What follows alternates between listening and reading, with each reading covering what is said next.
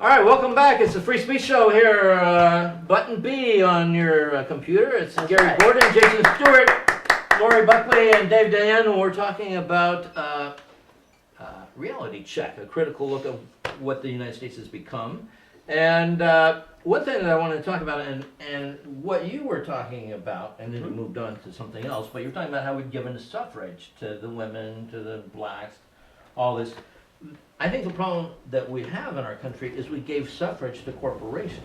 That's true. You know, and there's absolutely no reason why a corporation should have influence over public policy. And be more valuable than the human element. They're together have more privileges than we have as individuals. Exactly, because first of all, their pockets are much deeper than any individual's. So you can't sue a corporation unless your lawyer thinks he's going to make $1 billion. But the discussion is how to stop it. It's so dishonest and it's so under the table and it's been going on for so long.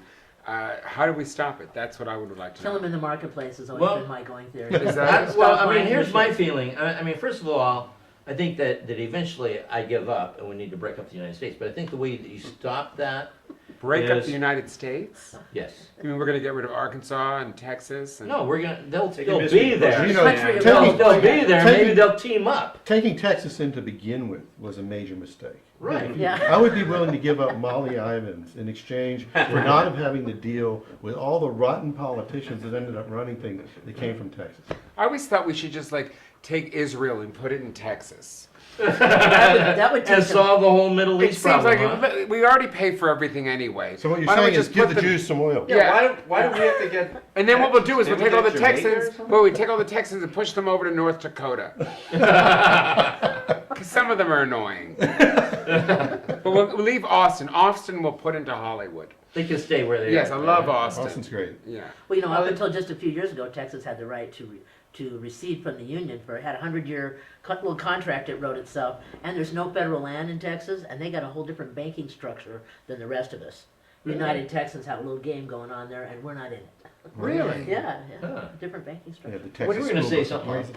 Yeah, I mean, if you do want to talk substantively about that, and as fun as moving whole populations of people around the United States. Isn't it? It's so controlling. I know. It's like a risk board. It's almost like. So anyway, but to do that, I mean, and I know that you're very involved in this, but public financing of elections is the way that you can remove or at least reduce the very corrosive power of the corporate structure in America. Look, lobbyists are protected in the Constitution.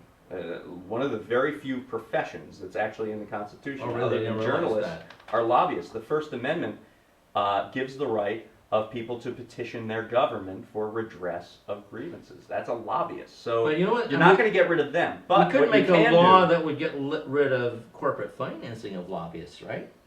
You might be able to do that. But really what you need to do is remove what they hang over the heads of politicians. Which is election money. And that is election money and public contributions. Look how much money it costs to become president these days. I mean, see, and that's what infuriates me about, we talk about election reform and all these people, there's the federal election, financing of primary campaigns and stuff with the matching money and everything. And now all of these people are opting out of that. Because they didn't index it to any kind of it reflects the same number that it did, over a decade ago. They never moved up that number so that, 75 million, it seemed like a lot of money. It seemed like a hell of a lot of money, enough to run a campaign. Years ago, but now it's a drop in the bucket. So along with the public financing, though, if you had a government that represented the people that took back the airwaves, so that you were able to say, look, these networks, radio and television stations that are licensed by the government are obligated to run this stuff, and it's not going to cost candidates money. Candidates are not going to have to pay for it. So the information and they used to do that. I mean, we used to actually see the debates on TV, see the elections. Now they cut them down. They truncate them, almost like they do the TV. Just like they do the musicals in Vegas. Campaigns. 80% of all money in campaigns is spent on 30-second television ads. Yep. And that is the communication by which candidates speak to their constituents, by and large. Yeah, but there That's have the to way be it's certain, done. if we were going to That's do that in wrong. this country, there had to be certain rules.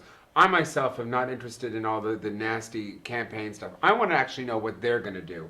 I don't want to know what they think about what the other guy did. I don't really give a shit. Well, I think they should have the Martha Stewart political craft campaign. You give everybody $1 million, but I want to hear like the first 20 people and what they have to say when they debate. Right. And they get $1 million, and they can make their little signs. They can paint up what they got to do. They can use glue and glue sticks and do whatever they Right, can you do. know, and I give think them that a would be a discount. great idea. You get the top 20 people And say, that's it. you go out and get as many signatures as you can. You know, every American you have a right, and as soon as you get the most signatures, we're going to give you $1 million. For And your that's all campaign. you get to have. Well, that's So kind let's of see what what you the do with $1 public million. financing system that Yeah. exists in Maine and Arizona actually does. You need to show viability through $5 contributions, seed money. Right. Very easily obtainable $5 contributions. I don't know if And I if could. you reach a certain Hi, I'm running for threshold, Congress. You got $5. Well, could I see that many politicians at my door for $5? I don't know. No, well, but and if this you is- reach that a seems- certain you know, threshold, then you That get seems the public exhausting. money. It's a threat. It's not a huge threshold, but if you reach that It's a threshold, reasonable then threshold, you get, isn't it? I then don't you know. get public money. I think and that so the- you I get th- the ability to compete with even someone that opts out of the system. I think They that run a running. big Wait, wait. fundraiser, you get the same money that they get from the fundraiser. I think running for the president is a little important, and I think that the Well, person who I'm wins. what I mean just all des- the elections of all. What the, I just described was state legislatures. Oh. Well, it's not the I'm presidency, thinking but a similar system can be enacted for the presidency to make it easily obtainable and allowing free public airtime in the general election. for would change candidates everything financially. Would change the game. And I heard that Hillary Clinton only gets $100 for each person. I learned that on The View. Well, but then it's true. I know it is, of course. But part of this is what is not only a matter of broadening the access of people to run, making it more affordable for people to run. It's also re-educating the American public that politics is the lifeblood of the country. And the notion that things have to be reduced to 2 minute, 30 seconds, or that it's exhausting, or we want to formalize the way that they deliver the information to us, all that stuff has to go. Everybody ought to be able to talk at length, and if you don't want to hear it, turn it off. Well, the networks didn't want to do that because I they wanted to understand. win their ratings. And when Well, their ratings went well, down on it's this, more than that. they actually But- edited down the but show. They my will never point get is- free airtime because it's such a cash cow.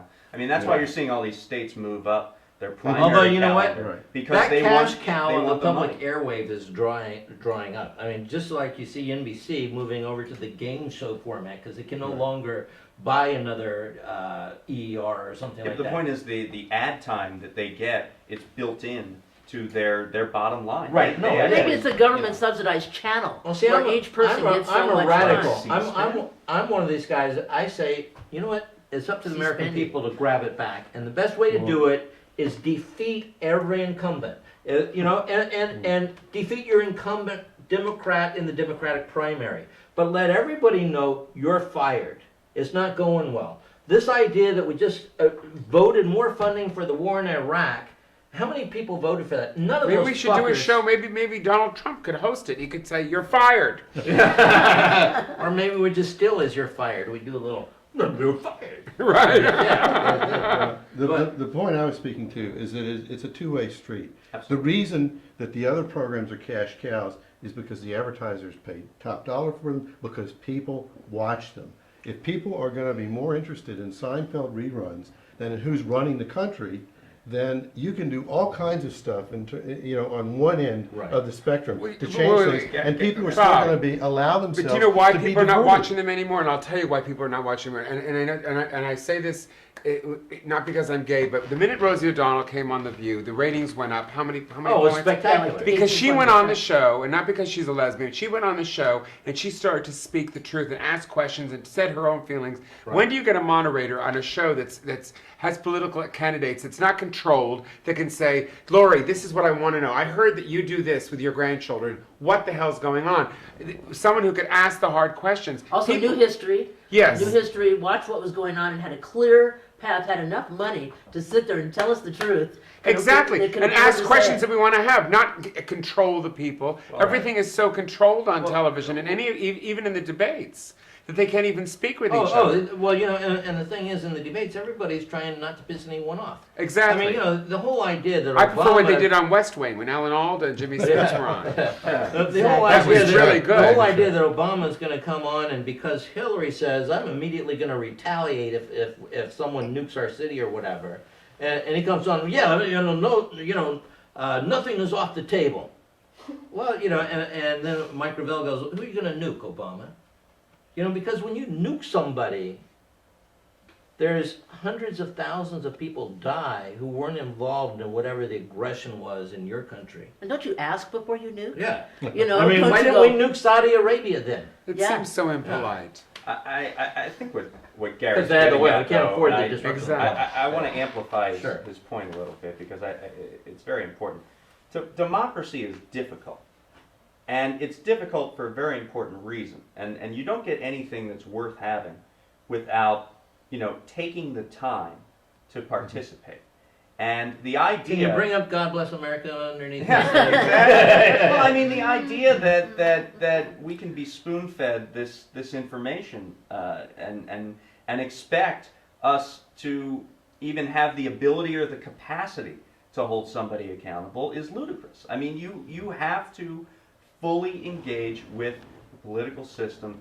You might not be able to, talk on the phone and play your iPod every day, but you actually have to, get to a point where you All right, who are here active trusts in the Americans to do that? Well, it's not a matter of To trust. talk on the it's a phone and matter play with of your need. iPhone? Well, it's responsibility, and something really responsibility. tragic has to happen to you. Like, you don't think about what happened to somebody else until it actually happens to you. Mhm. When you really take it personal, Right. like, so I'm learning a lot of self-defense. Things that happen to you, what happened to your friends, you're always trying to think about how to help people, but you have to learn about what's really happening to you, who's really the personal interest, follow the money, see who's really controlling it, and be able to be available to hear the truth. Well, and part of the problem is, and not that this was done by design, although I think parts of it were, and I'll go back to the South Central Farm issue on this. Part of the problem is that when you remove people from the basics of life, that is land and food, when you put a lot of steps in between, when people don't even have to think about where these things come from, like food, we just go to the grocery store. When you remove people from that, Comes from China. it's easier to Well, where else do you get manipulate. food? It's like the big white father concept. Right, we're all No, it's not disengaged. that. It's easy. It's a disengagement that makes it easier for people to not understand the relationships. So when you told people that the government and the landlord was going to come in and destroy that farm downtown, the only urban farm like it in America, most people went, well, that's a shame, but it didn't threaten anybody's food supply, Right. except for the few people. So what you're that were basically saying affected. is to let things have cause and effect. It's the more that there's a cause and effect, the more Right. that there's a direct relationship, the more that you can track it, you can hold it accountable, and you can see it. And you were right when you said people sometimes they have to have it happen to themselves. The mothers who lose sons in this idiot war. And that's the role That's too of big a a price. media. I Well, mean, look at to Cindy create Sheehan. Medias a well-informed and political activists and citizenry organizers and all Hey. that. to get them to understand that. We have to wrap this up because we ran a little long on the monologues Oh. and we tried to keep it under an hour for you folks at home. But we'll talk after this is over. We'll sit here and argue for We'll do an another hour. after show on the Yeah, web. we're getting our .com ready. Yeah. But our format is everybody gets a final word to wrap up any thoughts they might have that someone stepped on their line or whatever. Gary? I would just encourage everybody to read Harper's Magazine. Louis Latham's columns are great. And just the final comment I want to make is if the war in Iraq started out as World War II in George Bush's mind, and now in the last couple of days he's citing Korea, well, we all know what happened after World War II and Korea, Vietnam. So there you have it. It's all happening, but people have to get involved. GaryGordonProductions.com. Thank you, Gary. Jason. I'm a little more simplistic, I think. I think as I wear this t-shirt vote, I started wearing these around 4 years ago because I think that we've gotten to the point where people don't think what they do matters anymore. They don't see, as Gary was saying, cause and effect. of what they're doing. And I think it's really important to, if we had everybody voting in this country when we had a presidential election, I think we would see a completely different president, a completely different life that we would be leading. And I think it's really important for everybody to know that everybody's action does have a result. And for people, especially the younger people who don't vote, who don't get out and vote, to get out and do that. I think it's really important. I still feel that way. I still very much as an American that that's a privilege for us. I think you're right. Jason Stuart, jasonstuart.com, S-T-U-A-R-T. Well, please do vote, but vote no on Diebold. We have to really research our machines, because after we get the candidates straight, and what a mess that is, we have to turn around and check those voting machines, because they've been screwing us the last 2 elections and God knows where else. So we have to pay more attention, be more involved, read the LA Times, the New York Times. We have to really annoy ourselves to fight for liberty, or it will be gone for the next generation. Laurie Buckley. Well, I echo all these thoughts. I think it's good that we there's almost a consensus here that it is the responsibility of a citizen in a free society to take control and action, and understand that he is in a participatory democracy. Or she. He or she. Yeah. He and the royal he. In a participatory democracy is responsible for participating in government. And I think that I think we're seeing the seeds of that. I think I'm encouraged by the things that I see on the internet and through blogs and videos and The times are and changing. different things. So it's never a situation where all is lost, but we you just need to build it from the bottom up, and that's the way anything happens in this country, is from the bottom up. DaveDayen.com. New information, 5-6 times a day. It's exhausting. You know what, I want to pick up your theme of vote, because I think it's last call for the United States, and I'm serious about this. I saw the breakup of the Soviet Union coming, and I would talk to my friends, they'd go, oh no, because we'd always grown up with the idea that there would always be a Soviet Union, and there would always be the big enemy. The United States, there's no reason for us all to be supporting Big Daddy in Washington, or to have all of our taxes going to support this, little government corridor in D.C. And the only way to save it is by voting, and that's why I say, vote, get $100. Because that would bring out all these minimum wage people who have to hire a babysitter or whatever. It would bring out the students would come out. Maybe we should do $100, something weird. that's- Maybe we should let everyone vote, which we still don't do. Right, in this even country. children. No, I mean, And I say put the big purple marker right on their hand. Just like they, yeah. Or what, yeah, but we don't let everybody vote in this country. No, we don't. really No, don't. We don't let And there's- criminals vote. We don't let criminals vote. We also stop people from different minority groups. What's happening? IDs. IDs. What with the ridiculous. flyers to people who don't speak English in all over the country. What happened in Florida with the Jews? You got to be. Oh my God! I voted for him. I can't believe I voted for Pat Robinson. God damn it, Harold. But vote, get $100. That's my solution. No new show next week. Catch up on the old shows. It would be my advice. Watch if you're ours addicted. twice. Yeah, that would be good. This show will be online on Monday, which is irrelevant to you at home because it's online. but For us, everything. So Yeah. now it's Monday. it's Monday. All And right. I'm Yeah, It's online Monday. right Boom, now. Here we are. It's All Monday. right. Well, thanks for watching us. Our next show is religion, spirituality, and morality, and we have Carrie Snow, the Reverend Sandy Richards. Oh. Um,